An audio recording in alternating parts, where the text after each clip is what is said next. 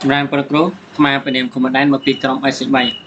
នៅក្នុងវីដេអូនេះគឺយើងសិក្សាតាក់ទងទៅនឹង data type និង operator នៅក្នុង C# អញ្ចឹងកុំឲ្យខាតពេលយូរយើងមកធ្វើការប្រើប្រាស់ទាំងអស់គ្នា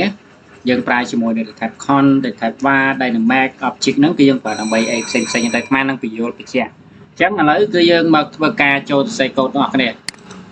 ឡូវអាមាន data type មួយដែលមានឈ្មោះថា con អញ្ចឹងcon ហើយដែលមានឈ្មោះថា con បន្ទាប់មកគឺ con ហ្នឹងគឺវាមាន data type មួយជាន់ទៀតដែលដាក់ឈ្មោះថា double អូខេហើយ con pi អញ្ចឹងមាន variable ដែលឈ្មោះថា pi ហើយស្មើនឹង 3.14 អញ្ចឹង 3.14 ត្រង់កន្លែងនេះហើយបន្ទាប់មកអាត្មាប្រកាសមួយទៀតដែលឈ្មោះថា var ហ្នឹងគឺឲ្យតម្លៃស្មើ name ហ្នឹងស្មើនឹងប្រភេទ string អូខេអញ្ចឹងជាប្រភេទ string គឺយើងមកដាក់បណ្ណាញហ្នឹងណាអូខេបណ្ណាញហើយបន្ទាប់មកយើងដាក់ data មួយទៀតដែលមានឈ្មោះថា dynamic យើងសរសេរ dynamic អញ្ចឹងបន្ទាប់មក dynamic ហ្នឹងឲ្យមានឈ្មោះថា date អញ្ចឹង date វា data មិន date ទេដែលមានឈ្មោះថា data វាស្មើនឹង100ហើយបន្ទាប់មកអាត្មាប្រកាស data មួយទៀតដែលមានឈ្មោះថា object អញ្ចឹងយើងសេ object object ហើយស្មើនឹង obj បន្ទាប់មកតម្លៃ obj ហ្នឹងអាត្មាឲ្យវាស្មើនឹងពូណាំរបស់អាត្មាដាក់ឈ្មោះថាវណ្ណែនគុំចាស់វណ្ណដែនឃុំអញ្ចឹងទៅណាអញ្ចឹងប៉ុណ្ណេះអញ្ចឹងមកបញ្យល់កូដប៉ុណ្ណេះតើវាពិសេសពីម៉េចតែមុននឹងបញ្យល់អាធ្វើការ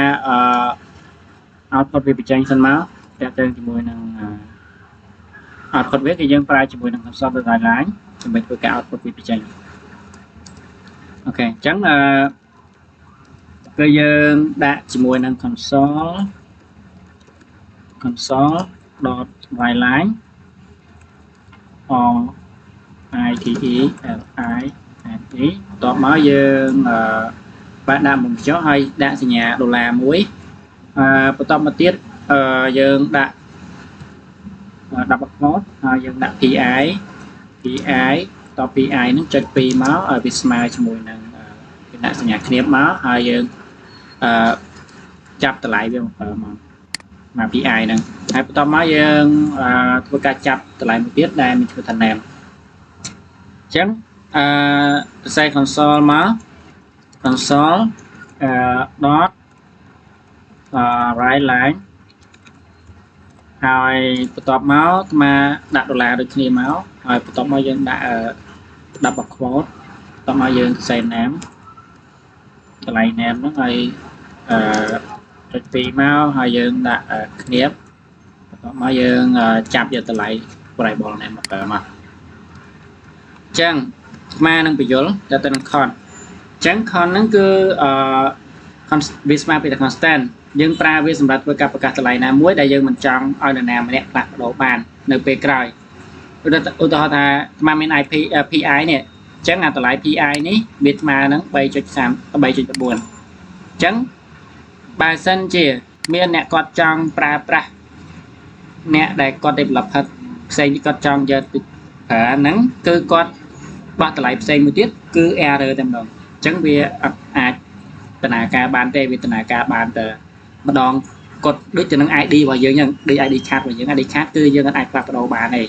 ID card ID របស់យើងណា ID លេខសម្គាល់ខ្លួនរបស់យើងនោះគឺអាចផ្លាស់ប្ដូរបានទេគឺ ID មិនគឺចឹងមកដូចគ្នាអញ្ចឹងយើងមកដល់ var អញ្ចឹង var គឺជាប្រភេទ variable មួយយ៉ាងដែលវាអាចចាប់យកបានតម្លៃទាំងអស់ប៉ុន្តែវាចាប់បានតែតម្លៃម្ដងទេផុតពីម្ដងហ្នឹងគឺយើងវាលែងទទួលតម្លៃហ្នឹងម្ដងទៀតហើយអញ្ចឹងវាចាប់បានតែម្ដងទៀតហ្នឹងគឺvarយើងមកដល់ជាមួយនឹង dynamic អញ្ចឹង dynamic គឺវាអនុញ្ញាតឲ្យយើងផ្លាស់ប្ដូរប្រភេទទិន្នន័យបានមួយសេរីអញ្ចឹងមានន័យថាបើយើងចង់ឲ្យតម្លៃ đét nâng smart mà rồi hai dân trong đét nâng smart của màn tiết chẳng dân ai bọc từ lại nữa hơi bị chặt lại nó hay đòn tiền anh nắng prepared dynamic chớ object cái đôi kia object bên đây thà dân ai chặt từ lại tục tình này bàn đừng chẳng cứ việc chia với đôi tình năng dynamic này prepared object á nè object nó cứ việc chặt bàn từ lại từng cái đôi tình năng dynamic này chẳng bắt đầu máu cứ mang năng ran câu này mới từ ta vì miền Pành hay rồi đó chẳng cứ bị tranh một phần này chẳng lấy dân bắt đầu mà câu top mà miền đây là type muối là miền chua thà integer được nhé hai dân đặt nhạc viết là miền chua thà hai dân ai từ lại viết mà một thầy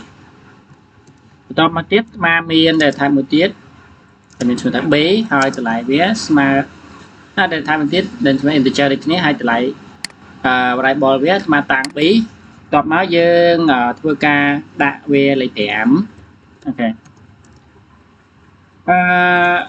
lấy mà thưa ca kẹo là nè tầng pi nó cứ miền lấy bao lấy đó hỏi bột e độ e chân tới thật tá vì tranh việc mạch chắc mang ví dụ to tiếp chắc là lấy dương thưa ca console viết console dot right line ai top máu dương đặt $1 muối dương sẽ dương đặt $1 muối hai top máu dương đặt đập code hai dương sẽ add chắc bên đây là add nó cứ bầu trứng add nắng ai từ lại với dương đặt kẹp muối trứng không cả này nó cứ dương trong hai kẹp hai ế bầu chỉ 10 bè bầu chỉ 10 bì ế bầu chỉ 10 bì đôi mà vậy mình nắng cứ ai từ lại với e bục bí chẳng từ lại pi nắng cứ e bục bí mà nó phải vẹt chẳng cái dương cả một tiết cứ dương price mười constant constant làm constant dương đã constant từ lại constant nắng constant dot right line hai top máy dương đã một cho máu thì nhà $1 hai đặt một quote hãy console mà sẽ có mà bị rồi chẳng cơ dương vừa cả cài vì là nhà rồi máu console ok hai top máu còn lại những cơ dương trong đó còn lại bia chấm đó cơ dương price mùi subtract cơ dương xây mốt subtract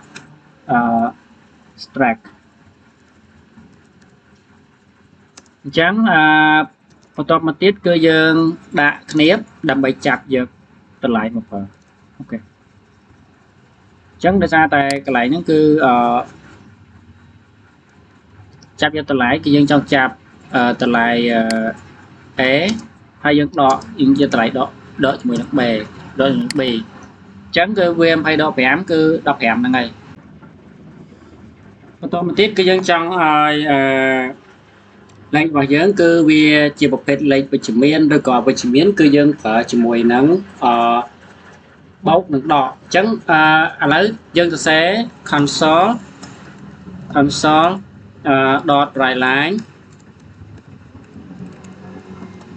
hai top máu dân đã sinh nhật $1 máu hai dân đã chữ mùi nắng đập bậc vote hai là không đập bậc vote nếu như sẽ chữ mùi nắng positive chẳng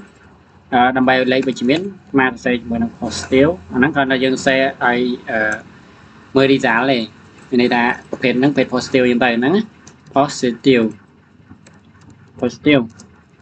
chấn vậy là dân trong mà nó cứ dân đặt nếp má nhạc nếp được rồi còn bị bracket hai top má dân đã bầu nếp bầu chấn từ lại bên nắng cứ về từ lại với chỉ miền nè phần này cứ từ lại với chữ miền chẳng positive cứ về tranh một hay năng tài chẳng là lấy cái dương ở về tranh này cái tiêu quỳnh chẳng tranh này cái tiêu dương pra dương xe được nhiều má trên xe console đột lại là nhiều máu console dot console dot right line hai dương xe đôi kia đang máu còn tại dân bắt đầu pi positive ទៅ negative វិញអូខេយើងដាក់ negative ប៉ុណ្ណឹងមកហើយចុច2សញ្ញា curly bracket ហើយយើងដាក់ដកចឹងដក A ហើយកន្លែងនេះដាក់ semicolon ចឹងតម្លៃហ្នឹងគឺវាចេញដក20ហ្នឹងគឺតម្លៃ negative អានេះ positive គឺមាន20ហើយអាលើពីនេះគឺអាហ្នឹងគឺយើង operator arithmetic operator ធម្មតាទៅយើងបូក A បូក B ចឹង A ស្មើ20 B ស្មើ5ចឹងស្មើ25អានេះស្មើ15នេះទៅវាដកនេះសញ្ញាតម្លៃដក operator ដកចឹងឥឡូវយើងសរសេរកូដតែយើងអាចធ្វើការកើនតម្លៃនិងថយតម្លៃចឹងគឺអាត្មាសូមចុះបន្ទាត់តិចមកនិយាយสู่ការមើលហើយកើនតម្លៃថយតម្លៃមិនអង់គ្លេសថា increment ឬក៏ decrement ហ្នឹងតែអញ្ចឹងគឺយើងធ្វើការប្រើប្រាស់ជាមួយនឹងដូចជាបើយើងដាក់ A បូកហើយ B ដកអីចឹងទៅណាអញ្ចឹងគឺយើងធ្វើការស្រេចកូដដល់គ្នាឥឡូវគឺយើងប្រើជាមួយនឹង console console dot write line console dot write line ចេះត្រូវមក console dot write line ហើយបន្ទាប់មកយើង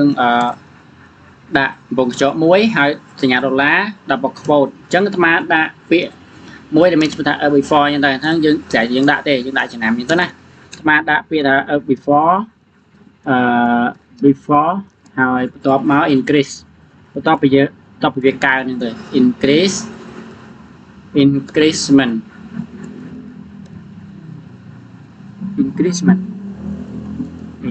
and increment អូខេអញ្ចឹងអាត្មាដាក់សញ្ញាគ្នាបមួយចាប់យក variable A ដល់ពេលចាប់យក variable A ហើយយើង semicolon មួយយើងដាក់តបមកក្រោមមកសួរការមើលហើយយើងធ្វើការចាប់យក A ហើយ A បូកអញ្ចឹងនៅធំនេះយើងបានធ្វើ20នៅឡើយទេអញ្ចឹងដើម្បីឲ្យវាបាន21យើងសរសេរ console dot write line ហើយបន្ទាប់មកមកសេកុង write line ហើយបន្ទាប់មកយើងដាក់ដូចគ្នាមកសញ្ញាដុល្លារហើយដាក់បក quote អញ្ចឹងមកហើយបន្ទាប់មកកន្លែងនេះអាត្មាដាក់ after មានន័យថាបន្ទាប់ពីវាកើនafter increase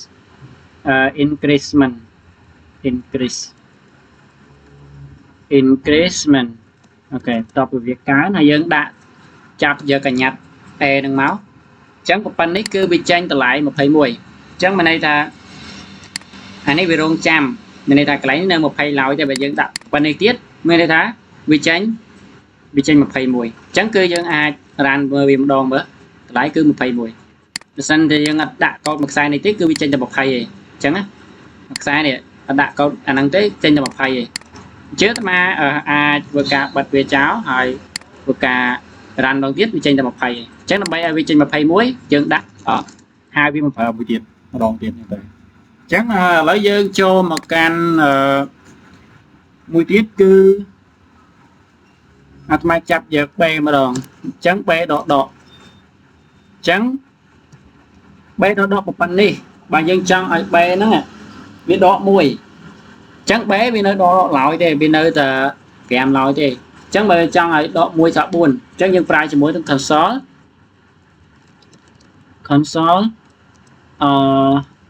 dot write line console dot line ហើយយើងដាក់ដុល្លារមកdouble quote មកយើងដាក់B អញ្ចឹងទៅណាយើងដាក់ B after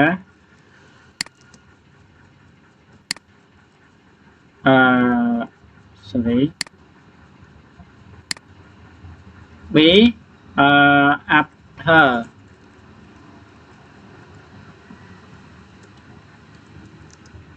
after decrement យ៉ាងទៅ decrement ចុច2យ៉ាងមកហើយអាត្មាដាក់ curly bracket មកហើយបន្ទាប់មកទៀតកន្លែងនេះយើងចាប់យក B ចង់ឲ្យវាដក1អញ្ចឹងតម្លៃវា5 B នេះតម្លៃអានេះ5អញ្ chẳng cho với độ muối dân đã chẳng vì nó cứ với dân xây mấy cái bàn này dân cho lại đi từ lỡ hai dân cho lại từ lỡ hai dân từ xây check cái bán trong xe một bên check các bạn này chẳng ngày này smart phèm đây smart buồn này thà phèm độ muối smart buồn hai cái lại này smart phải mùi chẳng dương vừa cả này mất này rồi bị tranh của bạn này chẳng lấy dương từ xe to tiết chẳng dương mang thật xa chỉ mùi năng RM thì có operator hai bộ đôi con chạy nắng chẳng cứ dương chỉ nói top cứ thật xa tiết tăng chỉ mùi năng comparison operator chẳng comparison operator năng cứ dương prep thiệp bộ con piro ai thông chẳng bi rồi có bộ con ai năng cua chuyện bi bà mình cua te for bà cua chuyện bi mình đây thả true chẳng từ chẳng là lấy dương mà xe cầu tọt này chẳng mang biên ba xe còn số đó lại láng OI thì LIN thì hai top mắt mà đã sử dụng đô la hồi một cái chó top mắt mà đã thông chiến vì trực pi hai top mắt lại ní cư dương đập bậc post chỉ làm đập bậc post lại ní cư dương pra cho mùi năng clip bracket mà chạy từ chỉ làm một đó pra clip bracket ok bật bài mùi má hai cái năng lại ní cư dương trong clip thiệp cái này lại nè lại một thấy nè chẳng trong ai clip thiệp là năng việc thông chứng bi ắt lại nắng á bà thông chứng bi bật men một thầy chẳng bi bèm một thấy bi bèm chẳng bị thông chứng bi bật men lại nó bị tránh trù lại nắng á chẳng dương cho 10 tiết cứ xây được cái mất console dot right line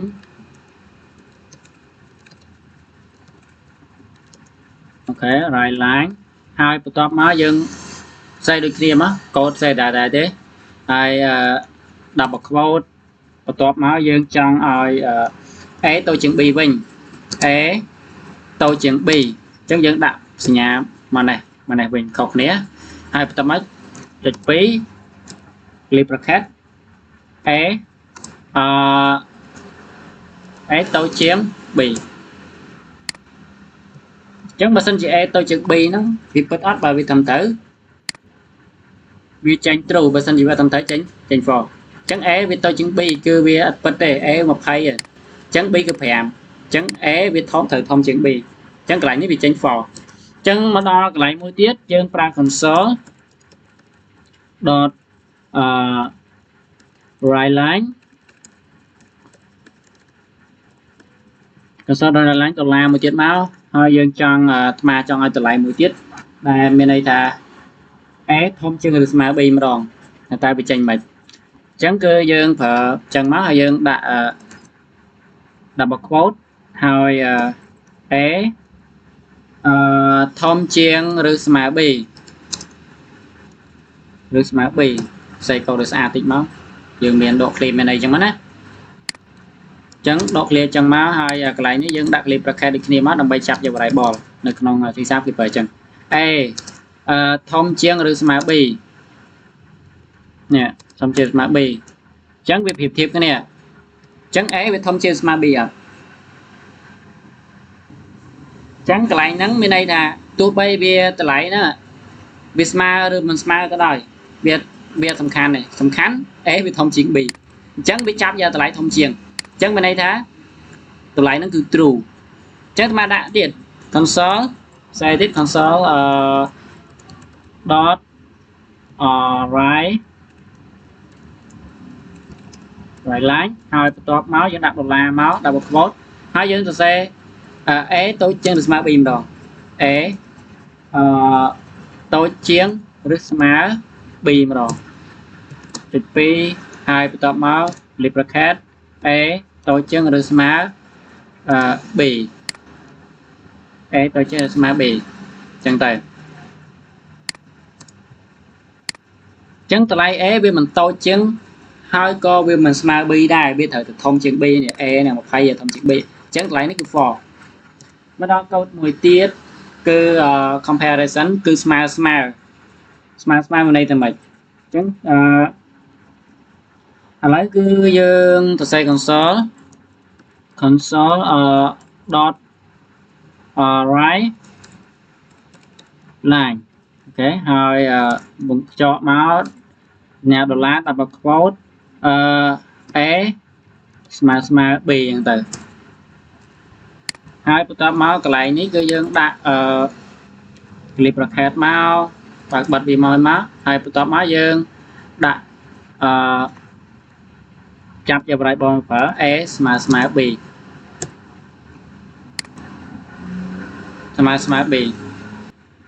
្ចឹងកន្លែងហ្នឹងគឺវា for ដោយសារអី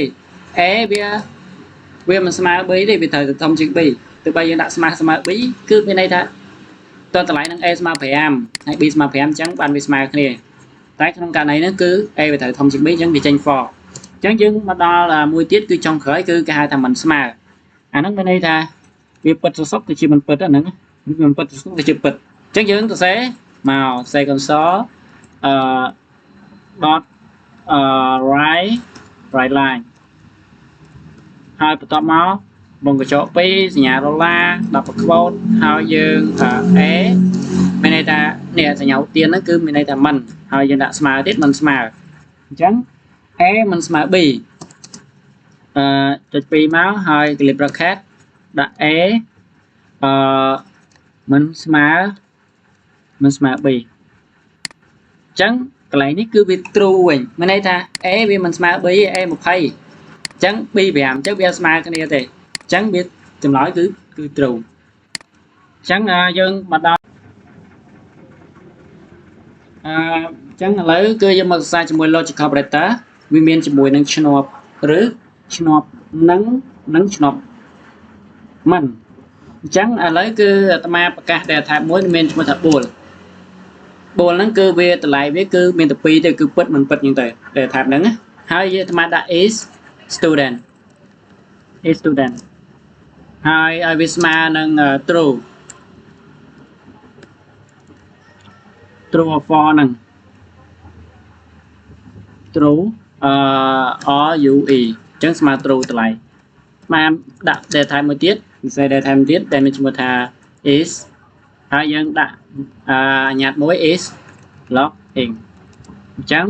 log in យើងដាក់ for អញ្ចឹងទៅ log in for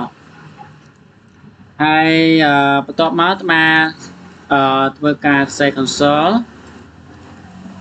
មកស្អីហើយចាំបញ្យល់ពីក្រោយក៏បានដែរ console dot write line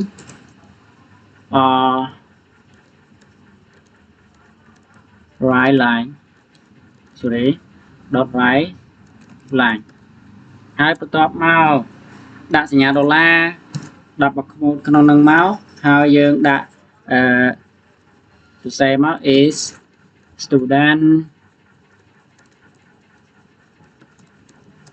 student ហើយ clip bracket ចាប់clip bracket ចាប់យកតម្លៃis student មកប្រើមកមិន is student ហ្នឹងខ្លះប្រើឆ្នោតមិនអញ្ចឹងទៅទៀតអានឹងបញ្យល់is student យើងសេហៅទៅកុំឲ្យខាត់ពេកច្រើន is student ហើយបន្ទាប់មក console dot write line ហើយដុល្លារដូចគ្នាមក double quote នៅក្នុងហ្នឹងគឺយើងសរសេរ is student មកប្រៀបធៀបគ្នា is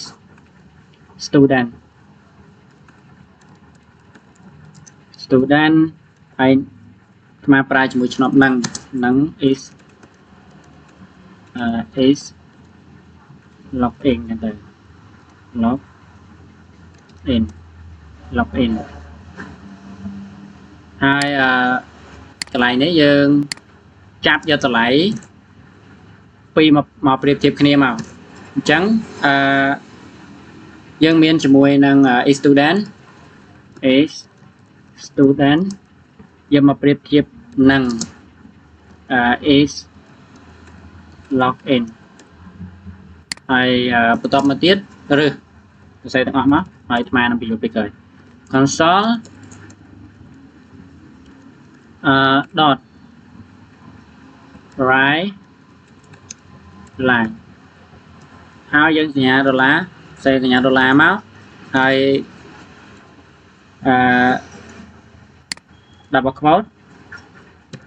double quote ហើយយើងសរសេរស្នប់ឬ is student ឬហ្នឹងយើងប្រើនេះពេលហ្នឹងមកis ឬ is login ទៅ is login អញ្ចឹងដាក់ curly bracket is student ឬis login អញ្ចឹងយើងមកមើលខាងលើអញ្ចឹងកូដខាងលើគឺតម្លៃវាបើសិនជា student true តម្លៃវាស្មើ true ហើយបើសិនជាតម្លៃ login នេះវាស្មើ false អញ្ចឹងត្រង់កន្លែងកូដមួយឡាញនេះគឺមានន័យថាបើសិនជាយើងដាក់ឆ្នប់មិននៅពីមុខ is student ហ្នឹងវាចេញ true នេះចេញ true សុកជាសិស្សអញ្ចឹងចេញ true កន្លែងនេះយើងឲ្យតម្លៃវា true អញ្ចឹង student ចេញ true ប៉ុណ្ណេះបើសិនជាដាក់ is student ប៉ុន្តែបើយើងដាក់ពុបតម្លៃហ្នឹងវាឡើងខ្លាយទៅជា is student ហើយវាតម្លៃវាស្អាតថាមិនមែនជាសិស្សតម្លៃមួយហ្នឹងណាមិនមែនជាសិស្សអញ្ចឹងកូដខាងក្រោមទី2គឺប្រៀបធៀបគ្នាស្មើច្រឡំដាក់សញ្ញាដុល្លារសញ្ញាហ្នឹងកន្លែងនេះយើងដាក់សញ្ញាហ្នឹងយើងប្រៀបធៀបគ្នាសាមិញtrue ហ៎អញ្ចឹង is student is login អញ្ចឹងបើសិនជាវា is student និង is login តម្លៃពីរហ្នឹងបើសិនជាវាពិតទាំងពីរតម្លៃនេះមានន័យថាតម្លៃមួយពិតតម្លៃមួយមិនពិត is login គឺវាជាតម្លៃមិនពិតទេហើយ is student វាជាតម្លៃពិតអញ្ចឹងតម្លៃមួយឆ្នប់ហ្នឹងមានន័យថាឆ្នប់ពីរហ្នឹងតើតម្លៃហ្នឹងពីរហ្នឹងពិតទាំងពីរបានវាដំណើរការបានវាtrue ប៉ុន្តែបើសិនជាវាពិតមួយមិនពិតមួយវា true ទេមានន័យថានៅក្នុងហ្នឹងគឺវាតម្លៃ is student គឺវាជាប្រភេទតម្លៃពិតហើយព្រោះថាយើងដាក់តម្លៃវា true ប៉ុន្តែ is login គឺវាជាតម្លៃ false យើងដាក់វា false អញ្ចឹងគឺវាពិតមួយមិនពិតមួយទៅជាមិនពិតទៅជា false កន្លែងនេះទៅជា false អញ្ចឹងទៅហើយទៅជា false អញ្ចឹងទៅកន្លែងនេះបន្ទាប់មកកន្លែងនេះគឺយើងដាក់ដូចគ្នា is student គឺវា true ហើយតម្លៃ is login គឺវា false ឆ្នប់ឬគឺមានន័យថាតម្លៃពីរហ្នឹងពិតមួយណាវាយកមួយនោះមានន័យថាអានេះគឺជាតម្លៃពិតហើយអានេះមិនពិតអញ្ចឹងគឺទោះបីអាហ្នឹងមិនពិតគឺវាចាញ់ true ដែរអញ្ចឹងតម្លៃមួយនេះគឺ true អញ្ចឹងឆ្នប់ឬអញ្ចឹងអាត្មាបញ្យល់ម្ដងទៀតតើឆ្នប់មិនគឺវាប្រច្រាស់មានន័យថាបើយើងបើនឹង is student មានន័យថាមិនមែនជាសិស្សយើងដាក់ឆ្នប់មិនពីមុខមិនមែនជាសិស្សតែអានេះក្នុងករណីថាវាពិតទាំងពីរបានវាយកអានេះវាពិតមួយមិនពិតមួយអញ្ចឹងវាចេញ false អាកន្លែងនេះគឺវាចេញ true ដោយសារតែវាពិតមួយពិតកន្លែង is login នេះយើងមើលតម្លៃនេះឥឡូវយើងមកសិក្សាជាមួយនឹង data type dynamic ម្ដងអញ្ចឹង data type dynamic ហ្នឹងគឺវាអាចទទួលទិន្នន័យបានមកសេរីបានច្រើនដូចអាត្មាបញ្យល់ពីខាងលើអញ្ចឹងគឺវាអាចទទួលទិន្នន័យពីអក្សរទៅជាលេខឬក៏ពីលេខជាអក្សរបានច្រើនមកសេរីយើងចង់ដាក់អក្សរអីវាទទួលហ្នឹងអញ្ចឹងវាប្រៀបបីដូចជាពណ៌ស្វើតអញ្ចឹងយើងចង់ផាត់បដូរពណ៌ពេលណាក៏បានដែរអញ្ចឹងណាអញ្ចឹងអាត្មាមានជាមួយនឹង console dot write line console dot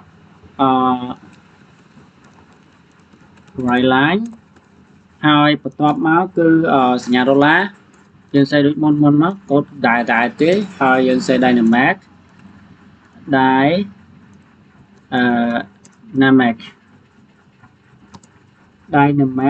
before អញ្ចឹងទៅ before អញ្ចឹងតម្លៃហ្នឹងគឺអាត្មាចាប់តម្លៃមួយដែលមានឈ្មោះថា data ហ្នឹងគឺតម្លៃវា default គឺមានន័យថាគឺវាតម្លៃ100 cái này nắng á cứ từ lại cứ mà rồi hai mà chọn ở data nó nè data về smart nó là so hello dynamic mình chẳng mà đặt data hỏi đặt sorry đặt bậc quote hai mà sẽ hello dynamic dynamic open đi hai bút tóm mà tôi ca output về console dot write line write line hai sẽ có o i t e l i n e so the write line thì nhà đồ là mau đập bậc quote hỏi mà đặt đây là make capture before cứ về mà rồi bắt tập nó cứ bị tránh after cứ so năng cứ so dynamic cứ so hello dynamic năng trắng mà đã đáy dynamic after trắng năm bảy ai đó dynamic after hay clip bracket máu data trắng lại data mấy tờ bóng với smart mà bạn tờ bóng với smart số lấy mà rồi thì trắng dương tôi ca dynamic phía tới chia pi mà nói từ cán hello dynamic trắng chi dương này mà ở về từ lại cho nhất nè cứ về tranh từ lại before mà nói after hello dynamic trắng cứ video tên năng ở đây để dân chọn mà ok trắng với châu mà đa code tập tiết trắng code tập tiết cơ dương pra chỉ mùi năng object hay dân pra chỉ mùi năng is operator is nằm đây tôi cả check ta bộ object nên chỉ một page object a chỉ page object string và về chỉ một page object string vì tranh true để thân chia về chỉ một page integer vì đừng tranh for chân tự chẳng lấy cứ dương một sai đó này từ vòng lái từ mang miên chỉ mùi năng console được vài lái chẳng chẳng đọc liền má nằm đây ai mưa khơi cầu sáp dương sai console dot right line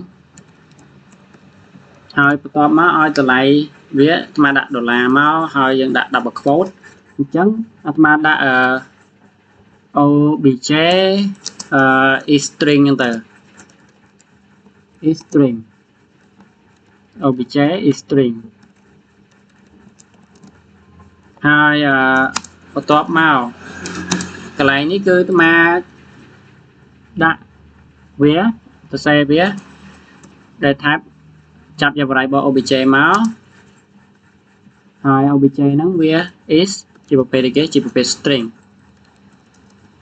chẳng hạn nắng bị tranh mau bị nè bị tranh câu thằng lửa obj nè câu thằng lửa nọ câu thằng lửa đại dương phở phè vì một máu nè obj with passing object passing hết vì chỉ một page string nè chẳng viên đang tránh tranh true chẳng là lấy cứ dân tôi ca xe tiết chỉ mùi năng dân xe console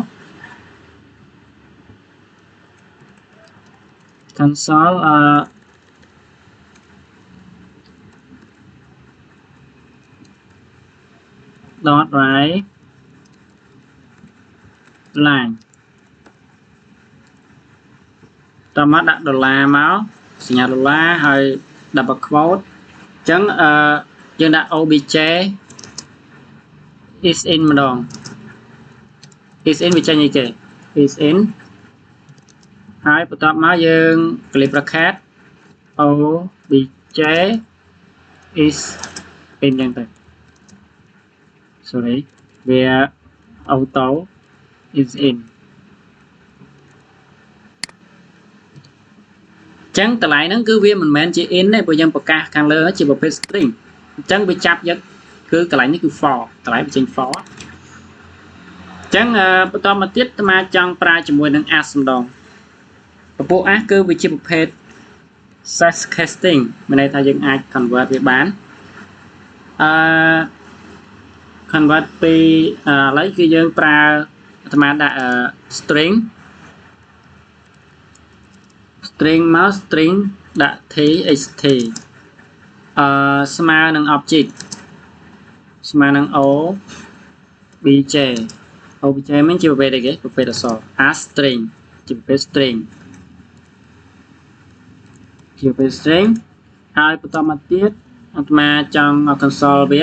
console result អញ្ចឹង result text អញ្ចឹង text វាជាប្រភេទ string អញ្ចឹងវា result ចេញពីណាចេញពីខាងលើនេះមកចាប់តម្លៃបណ្ដាញឃុំនេះអាត្មាវានឹងចេញតម្លៃបណ្ដាញឃុំខាងលើមិញហ្នឹងហើយអញ្ចឹងឥឡូវយើងសរសេរមកសរសេរ console dot write line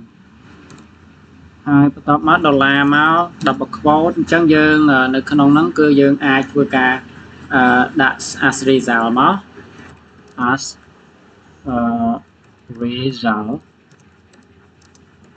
អូខេ as result ហើយយើងចាប់ data type ចាប់ variable ដែលមានឈ្មោះថា text ហ្នឹង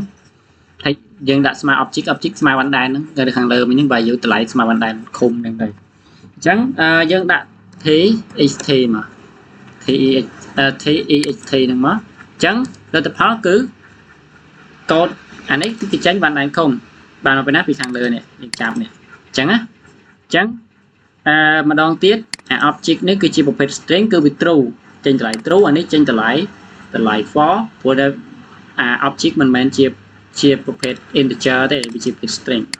ហើយត្រង់កន្លែងនេះយើងឲ្យតម្លៃ text នេះស្មើនឹង object ពពួក string ស្មើ object អញ្ចឹងយើងធ្វើការចាប់យកតម្លៃមកប្រើគឺវាស្មើ one line គ្រប់អញ្ចឹងយើងធ្វើការ run ទាំងអស់គ្នានេះគឺចេញប៉ុណ្ណេះនេះកូដហ្នឹងនេះ3អញ្ចឹងឥឡូវគឺយើងមកចូលមកកូដបន្ទាប់មួយទៀតគឺយើងប្រើធ្វើការបំលែងទិន្នន័យយើងប្រើ convert ប្រើជាមួយ pass ប្រើជាមួយ casting អញ្ចឹងអាត្មាមានជាមួយនឹង data type មួយដែលមានឈ្មោះថា string ហើយ string ហ្នឹងតម្លៃវាស្មើនឹង h text ហ្នឹងឲ្យវាជាប្រភេទ string ដែរប៉ុន្តែជាប្រភេទលេខបន្ទាប់មកអាត្មាមាន integer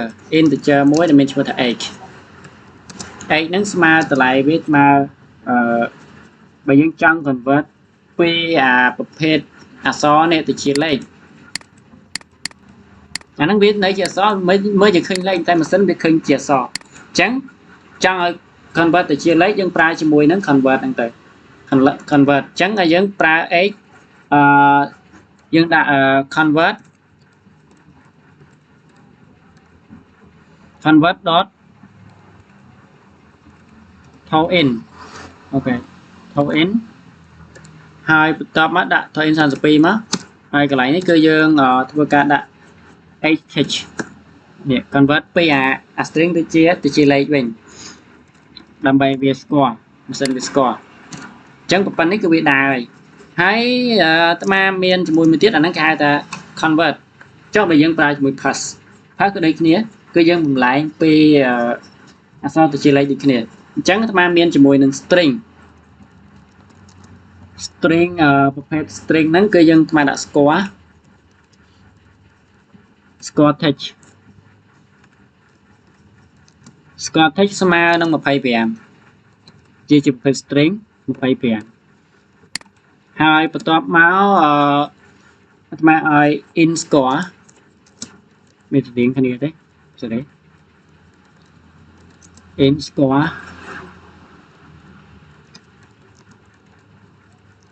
ហ្នឹងឲ្យវាស្មើនឹង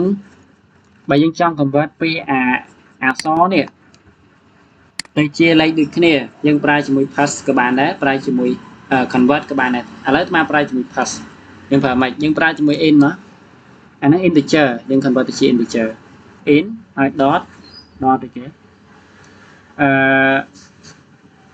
dot pass p a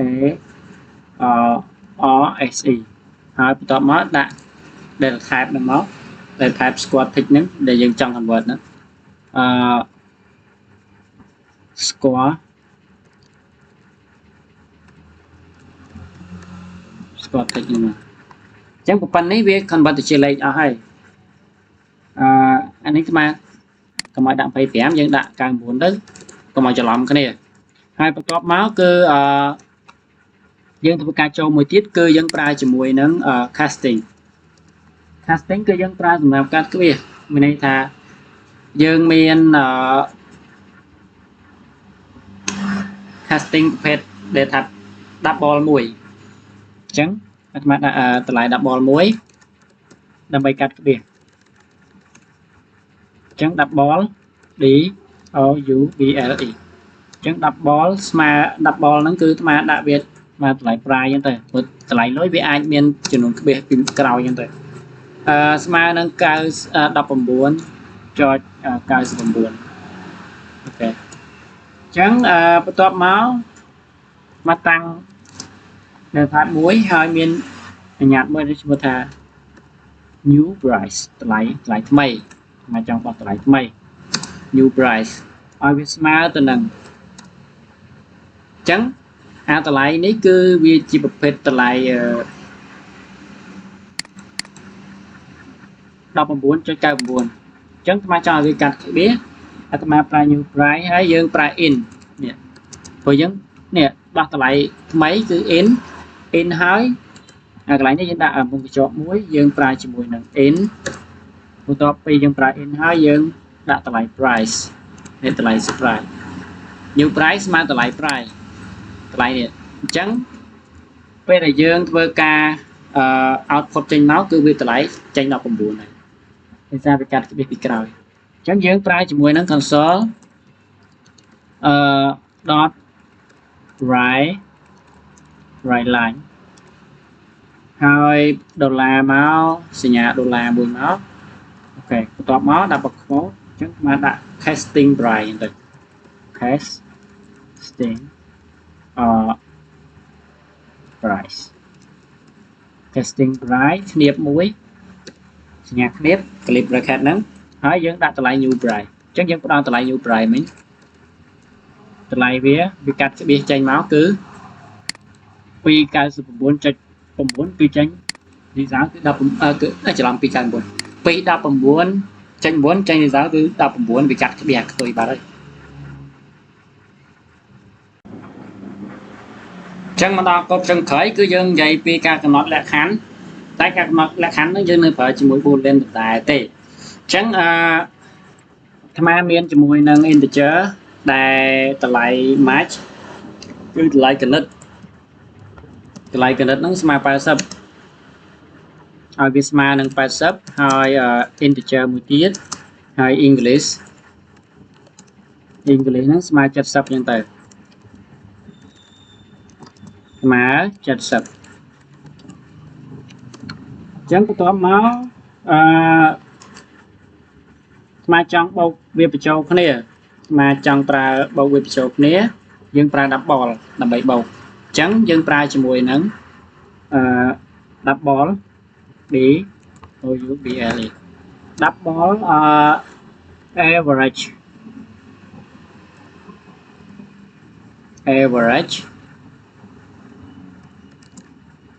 average ហ្នឹងស្មើនឹងយើងបូកបញ្ចូលគ្នាបូកកញ្ចក់មួយមក match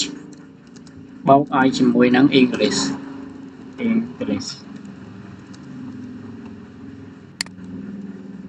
ហើយតម្លៃហ្នឹងគឺ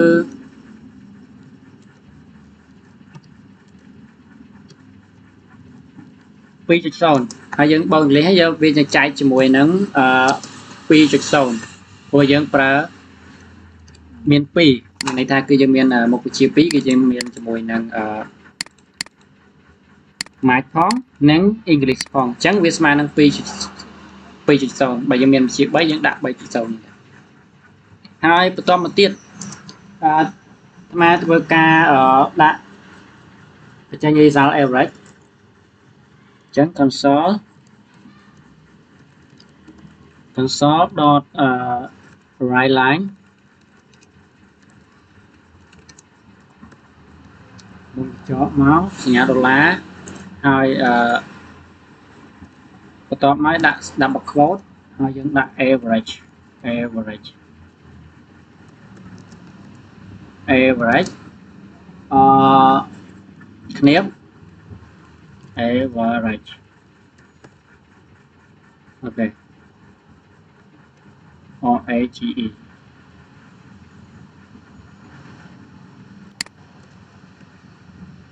អូខេអញ្ចឹង average កូដចុងក្រោយយើងមកចូលមកដល់ការកំណត់លក្ខខណ្ឌអញ្ចឹងអាត្មាមាន data type មួយដែលមានឈ្មោះថាbool ហើយបន្ទាប់មកយើងប្រកាស variable មួយដែលមានឈ្មោះថា pass ស្មើនឹងaverage ធំជាងឬស្មើ50អញ្ចឹងក្នុងករណីថាមធ្យមភាគណាបើវាធំជាងឬស្មើ50មានន័យថាវា true ហើយបន្ទាប់មកយើងធ្វើការ output នៅ pass នឹងមកគឺ say console dot write line សញ្ញាដុល្លារមកហើយយើងដាក់pass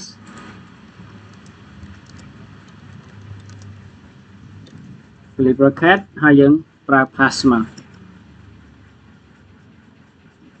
ប៉ុណ្្នឹងមកណាហើយបន្តមកទៀតកន្លែងនេះយើងcomplete បិទសេមីកន្លំមកដើម្បីកុំឲ្យវា error អញ្ចឹងក្នុងករណីហ្នឹងចេះក៏ប៉ុណ្្នេះគឺចង់មកន័យថាaverage វាធំជាងបើយើង result កូដនេះគឺវា average វាស្មើ75ហើយបើយើងយក80បូក70ហើយចែកនឹង2.5អញ្ចឹងវាស្មើនឹង result វាស្មើ75អញ្ចឹងមធ្យមភាគវាគឺវាធំជាង50ហើយអញ្ចឹងវាចេញ pass អញ្ចឹងវាចេញកន្លែងនេះគឺចេញ true កន្លែងនេះចេញ true បន្តមកទៀតស្មើមានជាមួយនឹងdata type boolean ហើយយើងធ្វើការដាក់ excellent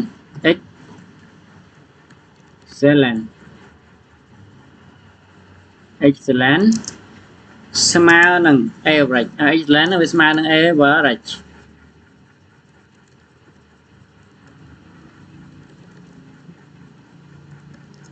ហើយស្មើ average ហើយបន្ទាប់មកឲ្យវាធំជាងឬស្មើ90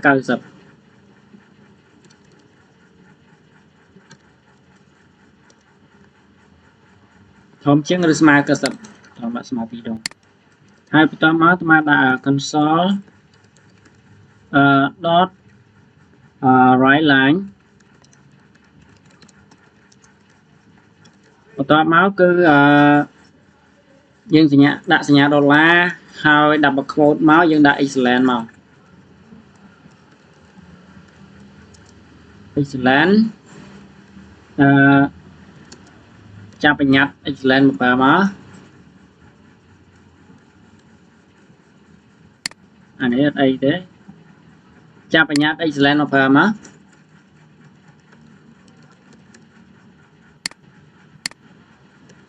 អញ្ចឹងកូដប៉ុណ្ណេះគឺវាចេញអញ្ចឹងកូដប៉ុណ្ណេះគឺវាចេញ for អញ្ចឹងយើងមានអញ្ញត្តិមួយដែលមានឈ្មោះថា excellent ហើយឲ្យ excellent ស្មើ average អញ្ចឹង average ហ្នឹងតើតែវាធំជាងឬស្មើ90ដំបូងយើងដាក់វាធំជាង50វាចេញ true ម្ដងហើយមកដល់កន្លែងនេះហើយ average ហ្នឹងវាស្មើធំជាងស្មើ90តើវាធំជាងស្មើ90បានវាចេញ true កន្លែងនេះវាមិនធំជាងស្មើ90ពេលវាតូចជាងស្មើ90ព្រោះ75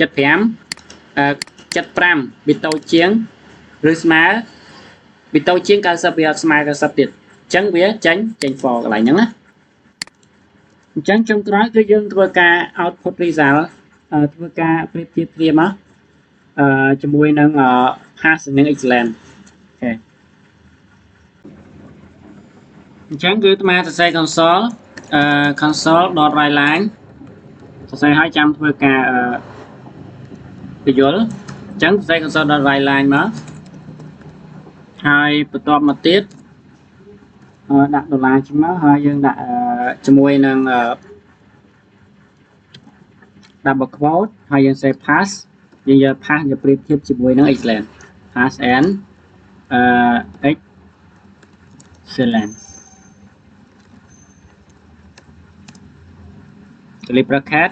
pass and excellent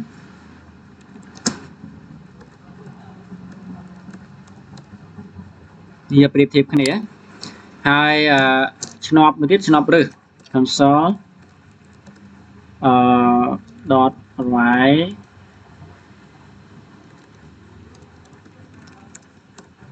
line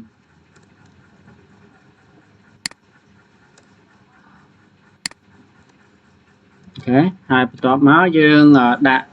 pass ឆ្នប់រឹសយើងប្រើចឹងមករឹស excellent curly bracket pass ឬ excellent អូខេបន្ទាប់មកទៀតឆ្នប់ចុងក្រោយគឺឆ្នប់មិនអាហ្នឹងយើងថ្មបញ្យល់ពីលើហើយតែគាត់ណាចង់បញ្យល់ម្ដងទៀតដើម្បីឲ្យងាយស្រួលក្នុងការចងចាំ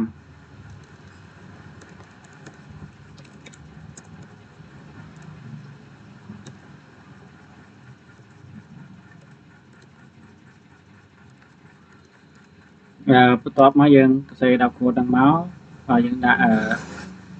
មិន excellent ហ្នឹងទៅ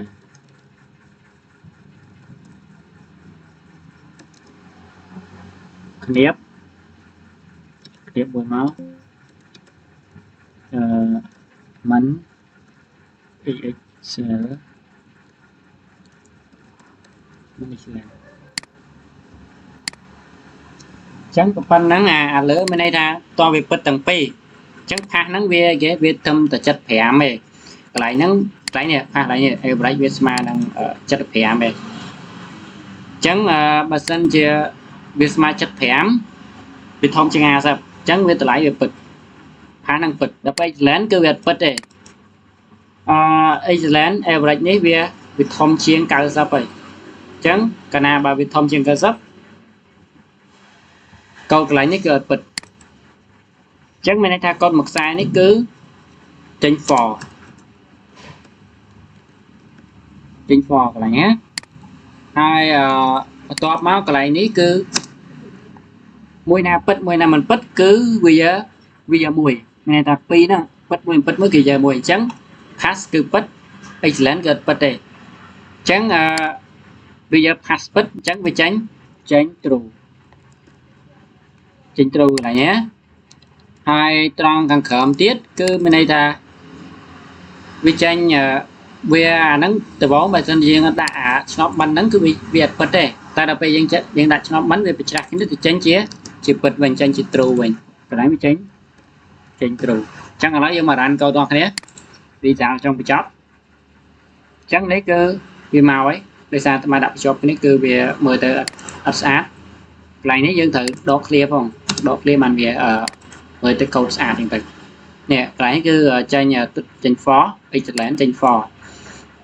pass ចេញ true excellent ចេញ for អញ្ចឹងទៅហើយ excellent នេះចេញ for ដោយសារតែវាពិតមួយមិនពិតមួយអានេះវាពិតទាំងពីរហើយវាពិតច្រឡំកន្លែងនេះវាពិតមួយមិនពិតមួយគឺវាចេញ true ឆ្នប់រើសឆ្នប់ហ្នឹងគឺវាពិតមួយមិនពិតមួយគឺវា for តែម្ដង